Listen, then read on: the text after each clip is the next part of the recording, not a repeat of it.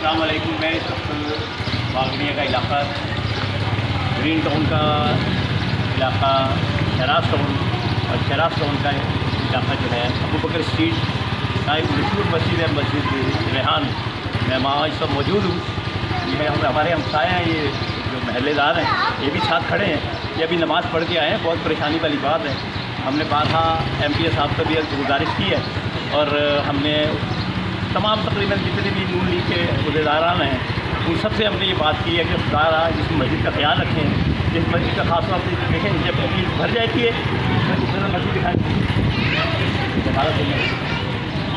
मस्जिद के अंदर पानी चला जाता है, वो सारी सभी ख़राब हो जाती है, मस्जिद नापाक हो जाती है, ये गटर का पानी चला जाता है, सारा चला जाता है।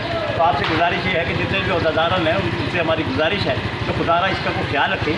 जो शख्स अल्लाह के घर का ख्याल रखेगा, अल्लाह ताला उसके घर का ख्याल रखें। तो मैं सबसे पहले जनाब अता तारड़ साहब, उसके बाद जनाब मुबशर इकबाल साहब, ये हमारे लिए बड़े मुअज़्ज़ज़ हैं और ये नून लीग का ये गढ़ समझा जाता है।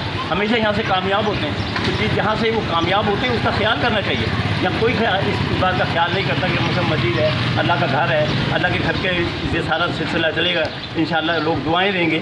तो आपसे गुजारिश ये है, बीबी वडेरी हैं, इमरान जावेद साहब हैं, मैं उनसे भी ये गुजारिश करूँगा। और 12 उनके पास गए हैं हम 2-3 बार, उनके ऑफिस में गए भी हैं, उनसे हमने गुजारिश भी की है। वो कहते हैं जब हमारा बजट आएगा तो हम जब कर पाएंगे। वो बजट पता अभी तक तो आया नहीं, 3 साल तो गुजर गए हैं बजट को, तो हम एहतजाज नहीं कर रहे।